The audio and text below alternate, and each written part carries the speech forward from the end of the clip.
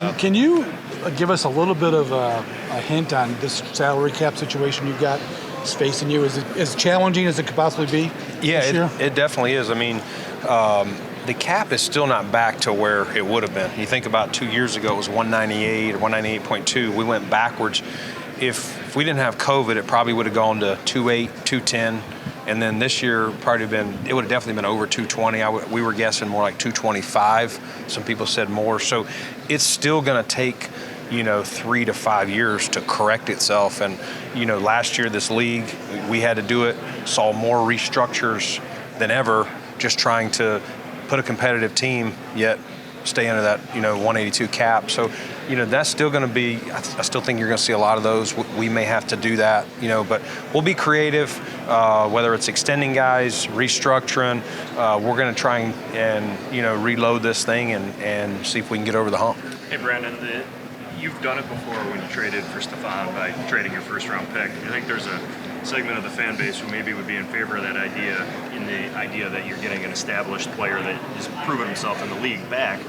The challenge there, though, could be that he's either on a deal that needs to be extended or he's already been paid, and you just talked about the cap issue. So how much does that factor into your draft philosophy as it pertains to your first-round pick? Yeah, I mean, I get it. That's probably the fantasy football world to say, hey, I know, known commodity, let me take this. But yeah, I've got to take why is the team letting him go? Okay, is it so totally salary cap? Is it personality? What is that? Is it going to fit? And then to your point, am I going to have to redo his deal? Or is he going to come here and be an unhappy camper? Is it just a 1-year rental? Is this a long? So we would, you saw me do it. We've traded, whether we traded guys out or traded, for Stephon Diggs.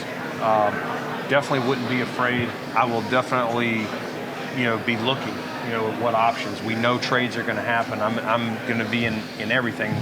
I know sometimes I get lumped in. The Bills were in this. Sometimes we made a call. Sometimes we didn't. But definitely going to stay, any way that we think we can help. But I would have to obviously know that I could fit it. I don't want to have to do that, and then I got to cut three other players that are going to prevent us from getting where we need to get to. Why get that deal done first with Siran? Why was that important to get out of the way?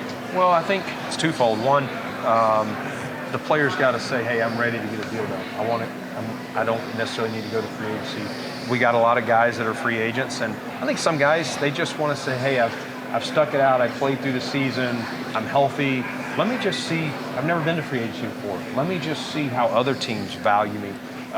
Maybe we've thrown them a number and they say, well, I'm okay with that number, but what if one team throws me more than that? And so I think some of them just want to let their agents see the process through. And I think as we leave here and get closer to free agency, maybe we'll get some more of our guys back. But, in Siran's case, Siran and his agent were very definitive.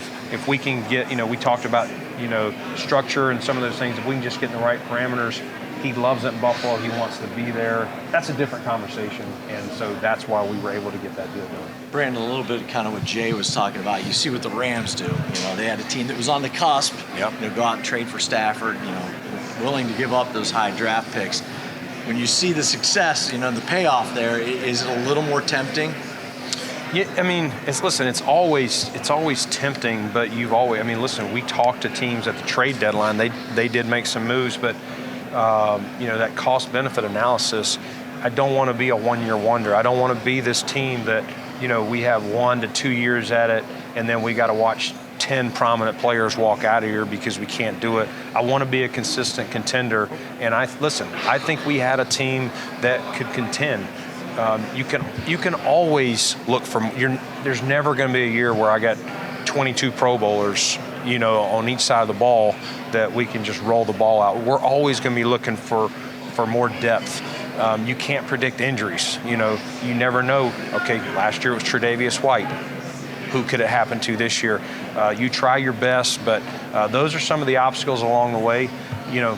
Maybe if Tre'Davious was hurt earlier, maybe we're more aggressive, but sometimes those things are hard to predict.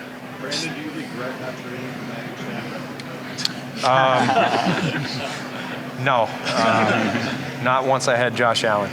The one way to create space would be to extend Stefan. Is there a deal to be struck there, possibly? Yeah, I mean, we would look at anything. You know, there's a lot of guys that we'll look at, whether it's extensions or you know, restructures, things like that. So Steph's, you know, finished his second year. You know, he's obviously had success, and you know, we want him to be here a long time. You know, if that's something that his agent wants, and again, you have to. They got to want to do that. We have to want to do it, and then you also have to come up.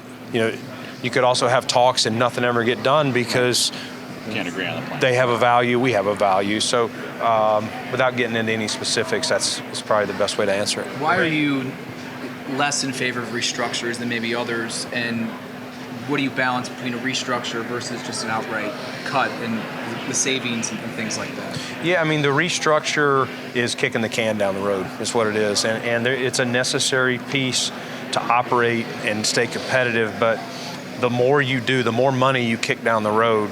A dollar saved today is a dollar you're going to pay tomorrow, and it's truly the credit card philosophy. You're just pushing it off, and so we got to be creative. But cap strength is very important to me, and as much as I can avoid that, I can make it easier every year. You look at some of these teams, and every year people are talking about it in November, December. They're $90 million over the cap going into next year. I mean, that just feels like an albatross to me. Will we ever get there? Maybe at some point, but I think our chance to stay, you know, sustain success, the words we use around here, is to not get in the pattern of, oh, you know what, we're just going to restructure 5 guys this year, 7 guys this year, and we'll just keep kicking it down the road. Does it factor in a lot, like Josh's extension kicking in soon, other guys that are going to be up with new deals? Is that what makes it so prominent that those deals will be up higher right as the time that you're kicking that other money down the line? Yeah, I mean, that's the thing.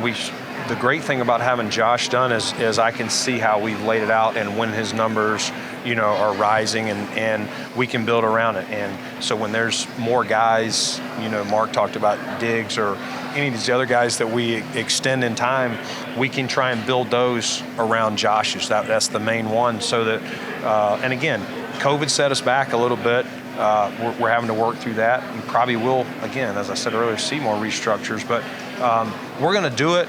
But I just don't want to be that team every year that's just continually kicking us down the road, or I think there's going to be a massive blow up at some point. Are you in a situation this year, because you're so tight with the cap, that you've got several guys that you could cut and save money, but you can get more savings on that June 1 designation? Are you in a position where you might have to do that? You won't have the money up front to spend, but maybe to get that extra savings, you may have to consider that more this year than the past. Definitely more this year than in the past. Maybe last year was similar because it went down, but again, that's another formula for kicking it down the road. So I'm one of those guys. In my life, I've never really had credit card debt. I just don't like operating like that. So the less that I can push down the road and keep us competitive. Now, I'm not going to sleep at night unless I got a roster that I think we can win the whole thing.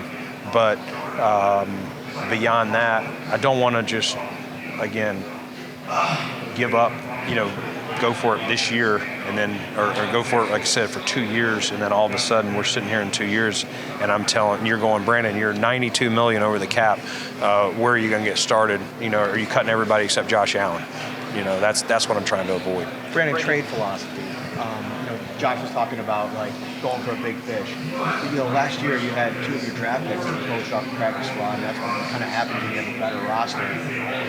Would you be more aggressive now that the roster is in the shape that it is to maybe move up in the first round or any round really, and not take so many rookies with the camp? Yeah, I mean, we definitely want to try and draft as many players that we think can make it, because you have to assume you can draft a guy and he doesn't make it, that somebody may claim him, or pretty quickly they get, you know, we saw that. We lost some guys. Philly took Jack Anderson pretty early this year, and you know that, but we also don't want to just trade up to trade up. If I'm trading up, I'm feeling like I'm getting a guy at a value that's higher, you know, than that pick, unless it's an absolute, we've got a major need here, and I'm scared he's not going to get to me 20 picks later, something like that. But we'll be aggressive. We'll, when the right opportunity, and maybe, I think last year we kind of traded back at one point in the draft.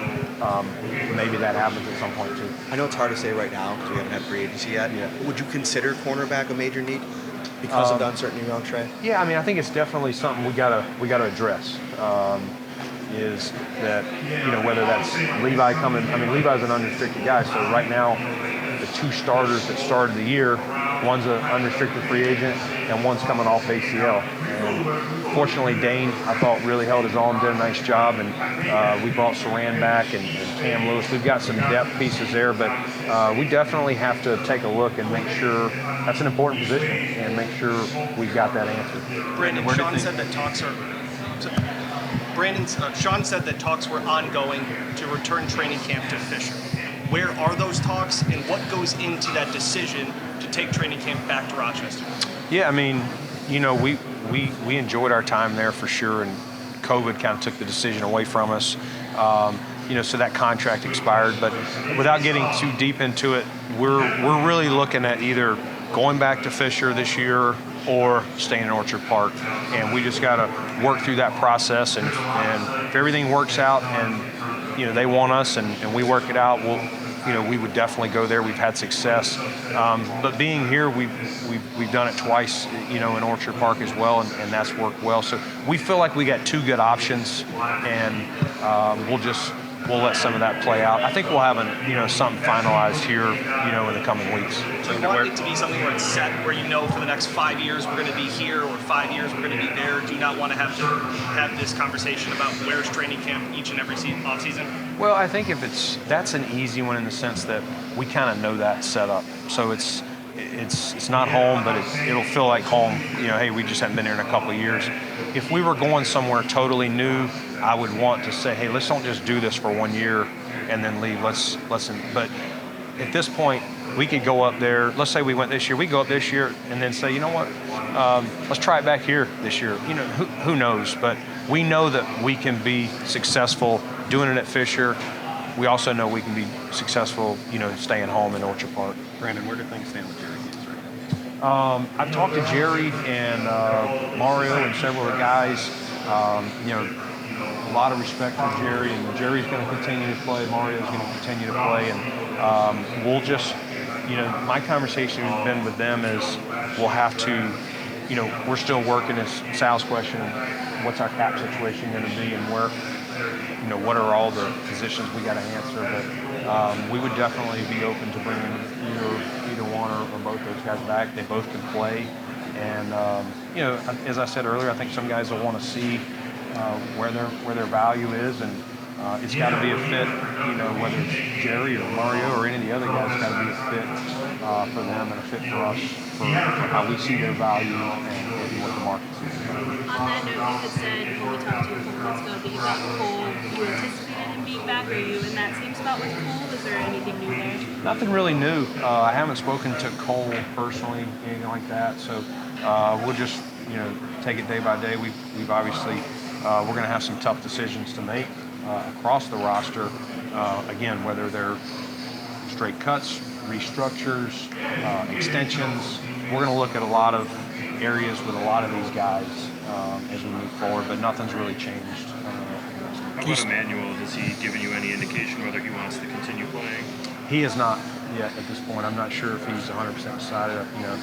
Felt like maybe he was leaning towards hanging it up more than not, but have not had a definitive answer. You said need for speed is obviously prevalent, especially at receiver. Yeah. Are you a team in a position at number 25 that if a kid like Jamison Williams, with the knee, slipped to you, would it be awfully tempting because he can run that 4.2, 4.3 if he's back totally healthy? Are you in a position to do that? Yeah, I think we're going to take the best player. We really are, and his case is a little got an asterisk by it because he's not healthy, and so the doctors would definitely have to weigh in on where is he at in his rehab process. What does that look like?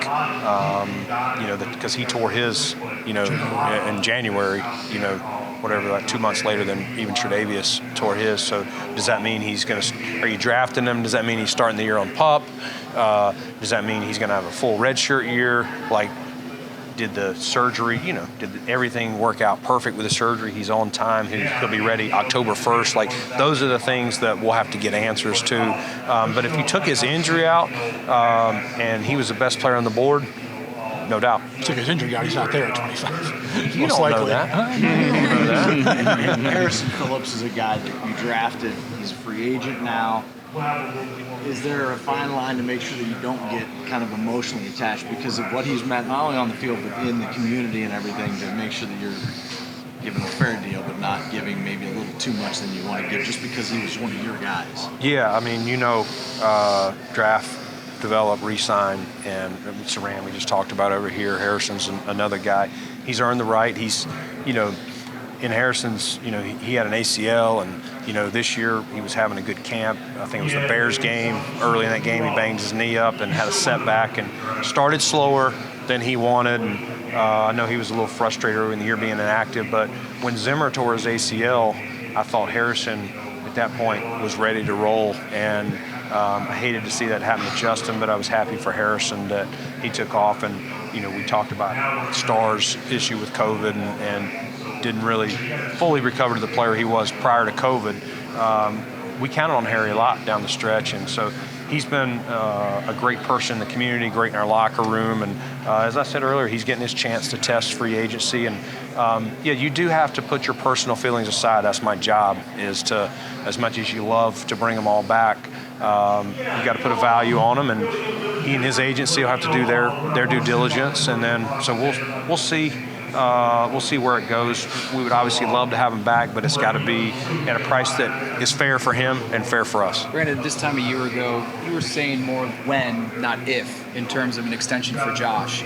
With Tremaine, where do things stand with your comfortability with potentially extending him at this point from what you've seen? Yeah, I mean, love Tremaine, and we'll take that. We picked up his option. We have not extended him. We did pick up Josh's option at the same time. We'll just take it day by day, and if there's a point that we think that we have his value at the same spot that his agent has his value. I mean, that's what happens so many times, whether it's Tremaine, Harrison, all these names, Jerry Hughes, whoever. A lot of times there's conversations being had, but they see his value here, we see it here, and there's no sense in trying to force it. And the deals that get done are when both sides are like, let's get this done, let's hammer it out. This is the range. We're kind of in agreement. Now we can work on the structure, the length of the deal, the other nuances, of a contract. So have there been conversations between his camp and your camp about numbers or anything like that to this point? I don't really want to get into discussions or anything like that, but we do talk to his agents, at different times, and again, love Tremaine, and excited that he'll be back this year, and we'll just take it one From a one year roster building standpoint, to sink that much money potentially into the linebacker position, are you comfortable with that, with maybe having two guys 12, 15 million in Matt and Tremaine at the same time? Yeah, I mean, I think it would be what are you talking about? What is the number? You got some linebackers that signed even higher than you referenced earlier. What is that? I mean, listen, you probably don't. There's not a lot of people that pay two safeties. Not that we've paid them all the way at the top of the market, but there's different ways to do it. I believe in paying good football players, and whatever you don't have, you fill it in. Whether it's free agency, mid-level deals, or you go draft some other positions. I don't get too caught up. You can't pay 5 linebackers. But if you're talking about guys that are starters on your team, I don't get too consumed. I'm not going to if you're talking offensive line, I've heard people say you don't pay, 2 guards or whatever. Well, if the 2 guards are your best guys, you might not want to lose them till you find some tackles or whatever's going on. So I'm more of the philosophy, keep good football players as long as you're fitting them in the right value and you're not overpaying them. Brandon, do you consider Tremaine a core building block moving forward? Yeah, I mean, we definitely do. We drafted him as high as we did. He's been a captain. And he's continued to ascend and grow. I know he's been a lightning rod for, I don't know all the reasons. You guys probably know well more than I do, but I hear the questions and I get it. I'm a fan. I know he gets criticized. I think part of it's due to where he was drafted. What people don't give him credit for is his size, his wingspan. He's not quick twitch, but he's covering a lot of territory from sideline to sideline or in coverage. Maybe he's not as low to the ground as a shorter linebacker, so some guys once in a while in coverage, if they're double moving him, sometimes those, he hasn't always come out on top. He's worked on those from leveraging himself and how to play them when they're going to do that. But I think sometimes some of his deficiencies have been talked about more than the things he does good. He's a 6'5" kid, 250 pounds that does a lot. He's not a knockback Dick Butkus style linebacker, but his range and ability to play in coverage. We talk about matchup linebackers. When you look at the draft every year, there's not a lot of 3-down matchup linebackers. This is a passing league, and you got to have guys that can play the run, but that can also cover tight ends, backs, etc. So I get the criticism, but I'm not really in that camp. Do you think there's going to be a documentary on 13 Seconds Sunday? I don't know. I hope there's a documentary on the Buffalo Bills winning the Super Bowl. Hey, cornerback seems to be a pretty good position in this draft, and the gurus say there's probably 4 or 5 or 6 maybe that could go first round. Yeah. Where do you stand on the class itself, and can you afford to wait maybe to your second or third round if you want to address that position? Yeah, I talked about it earlier. I know last year everybody was mad that we didn't take one, but they do go. It's a hot position a lot of times, and you see guys. I mean, Detroit took one I think a few years ago at number 3 or something like that. They're going to go again. So I think there is depth there, but if they're true starters, it's such a passing league that you got to have guys to defend these receivers. So. We'll see. We'll definitely, as I said earlier, that's a position for sure. We got other positions too, though, right, that we gotta stay keen on. But we wouldn't hesitate if there was a good one there to trade up for that we thought, man, this guy's a true difference maker, or stay there at 25 and take one. If you did pick one in the first round, would he have to be a Tre'Davious White who could start from day one? Not that he's going to be Trey White, but do you need that guy to be your starter, especially if you lose Levi? I would expect him, if we're drafting him at 25, I would expect him to come in and at least compete to start. And if he's not a guy to compete to start, then we probably shouldn't be drafting him at 25. How well does Joe Shane know your draft board? Joe knows the fall grades of how our scouts had them, and he knows the December looks, but he doesn't know the tweaks that we've made in February. So we just met for 9 days with the scouts. He'll have his own ideas and stuff, but you have to be mindful of where they are in the draft, kind of compared to where you're picking in every round.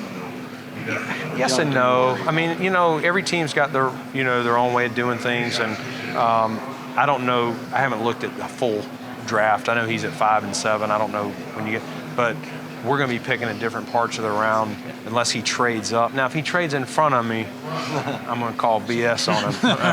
But hopefully that doesn't happen. Hopefully we're allies through this process. I don't want us to have to get golf clubs out. Do you quote unquote anchor your board in that 9-day period? I don't mean set it, but I mean just like, okay, this is here's where our grades are on this guy. Mm-hmm. He could change, but we don't want a 6th-round grade guy moving up to a 2nd because he ran faster than, or what? So is the board sort of anchor, or the grades are anchored? How would you? Yeah, I mean, the way we do it, Mark, is we met for 9 days. We watched film on every players. We cleaned a lot of guys that we started saying these are non-fits, either not good enough, not my type of person, our type of person, or a non-scheme fit. It's a 3-4 player, more than a 4-3. But beyond that, let's set the board. The goal this time of year, let's set the board before the Underwear Olympics and before pro days. And so everything here is graded on the fall plus any all-star games. Because they're not going to play football anymore. They're not going to put a helmet on until we draft them. So let's do that. And then really the major things here should be learn, like how can they learn? Is that going to be a problem?